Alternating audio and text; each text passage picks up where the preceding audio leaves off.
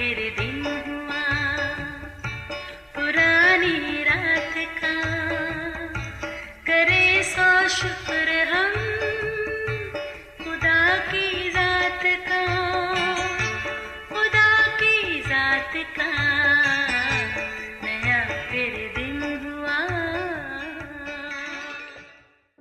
آج کی آیت،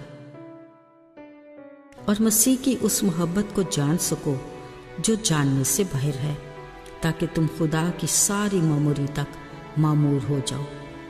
افسیوں 3:19 آیت۔ عزیزو، ہمارا چہرہ قدرت کا تخلیق کردہ ایسا آئینہ ہے جو دل کی ہر طرح کی کیفیت کی عکاسی کرتا ہے۔ مزے کی بات، دل کے آئینے کی زبان کو سمجھنا مشکل نہیں۔ ہنستا چہرہ دوسرے کی مسکراہٹ کا سبب بنتا ہے، ایسے ہی غصے والے چہرے کا رد عمل بھی عیاں ہے۔ مگر سچ یہ ہے کہ جس قدر قوت پیار کے جذبات میں ہے کسی اور میں نہیں۔ وہ کہتے ہیں نا، پیار کی ڈانٹ ڈپٹ منظور پر غصے میں کیا بھلائی کا جادو بھی الٹا پڑ جاتا ہے۔ اب تو 4 سالہ جیڈن بھی پیار اور غصے کے اس فلسفے کو خوب سمجھتا ہے۔ غلط کام کرنے کے بعد ماں کی ڈانٹ سننے کے ڈر سے فوراً ہی بولے گا ماما ود لو۔ انہی الفاظ سے وہ اپنی ماں کے غصے کو کافور کرنے میں کسی حد تک کامیاب بھی ہو جاتا ہے۔ خیر، پیار محبت کے کئی اور بھی منفی اور مثبت پہلو ہیں، مگر اس میں کوئی دو رائے نہیں کہ اصل پیار کی قوت خدا کے پیار میں ہے، جو ہر چیز کو یکسر تبدیل کر سکتا ہے۔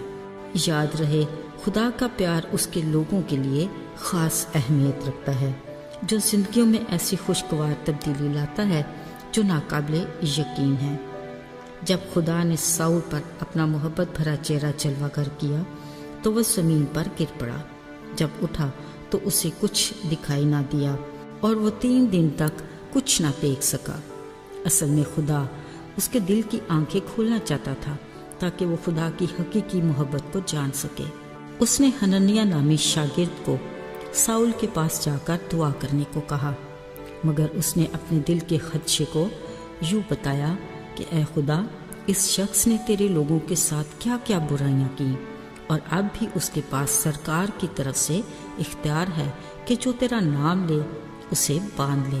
بلا شبہ یہ ساؤل کا پلان تھا، مگر حننیہ کو اس بات کا علم نہیں تھا کہ اب خدا نے اپنے پیار کی قوت سے اس کی زندگی کو کس حد تک تبدیل کیا ہے۔ عزیزو، کلام میں لکھا ہے، جب حننیہ نے خدا کے حکم سے ساؤل پر ہاتھ رکھ کر دعا کی تو وہ بینا ہو گیا، اور پھر اٹھ کر بپتسمہ لیا اور روح القدس سے بھر گیا، پھر کچھ کھا کر طاقت پائی۔ اب وہ ساؤل سے پالوس رسول بنا، اور خدا نے کہا، یہ قوموں، بادشاہوں اور بنی اسرائیل میں میرے نام کو ظاہر کرنے کا میرا چنا ہوا وسیلہ ہے۔ ہاں عزیزو، خدا کا پیار ہر چیز کو تبدیل کر سکتا ہے۔ ضرورت اس بات کی ہے کہ ہم اس کو اپنے دل میں آنے کی دعوت دیں اور اس کی غیر مشروط اور لازوال محبت کو جانیں۔ وہ ہماری زندگیوں میں بھی ایسی تبدیلی لانا چاہتا ہے کہ ہم بھی دوسروں کے لیے اس کے نام کو جلال دینے کا وسیلہ بنے۔ وہ ہمارے دل کے دروازہ پر کھڑا دستک دیتا ہے اور منتظر ہے کہ ہم اس کو اپنے دل کے اندر آنے کی دعوت دیں۔ ذرا سوچئے، اس عظیم ہستی کی رفاقت ہمارے لیے کتنا بڑا اعزاز ہے۔ وہ چاہتا ہے کہ ہم اس سے باتیں کریں اور اس کی رفاقت میں وقت گزاریں۔ بھروسہ کیجئے، وہ ہر مشکل گھڑی میں ہمارے ساتھ ہے۔ وہ ہمیں صبر اور برداشت سکھاتا ہے۔ وہ ہمارے دل کی آنکھوں کو کھولنا چاہتا ہے تاکہ ہم اس کی ازلی محبت سے آشنا ہو جائیں، کیونکہ یہی محبت اس کی صفات کی ابتدا ہے، جس کے باعث اس نے ہم گناہگار انسان کے واسطے اپنے اکلوتے بیٹے یسوع کو قربان کر دیا، یوں ہمارے گناہوں کا کفارہ دے کر اپنے سے ملاپ کر کے ہمیں ہمیشہ کی زندگی کا وارث بنایا۔ عزیزو، آج بھی ہمارا وہی حال ہے۔ ہم انسان اپنی انا اور خود غرضی کے باعث محض اپنی ذات سے جڑی چیزوں کو ہی اپنی زندگی کا نصب العین بناتے ہیں، جس میں ہمارا نفع کم اور نقصان زیادہ ہوتا ہے، مگر خدا ہمارے دل کی کیفیت کو بخوبی جانتا ہے، اس لیے وہ اپنے پیار کی بدولت ہماری زندگی میں تبدیلی لاتا ہے تاکہ ہم خطروں سے بچ کر اس کی مرضی کے تابع ہو جائیں، تاکہ اس میں محفوظ رہیں۔ آئیے دعا کریں۔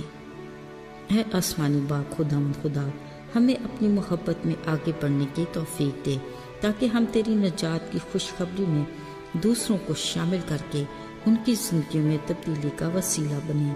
ہمیں ان کے لیے برکت اور خوشی کا باعث بنا۔ یسوع کے نام میں آمین۔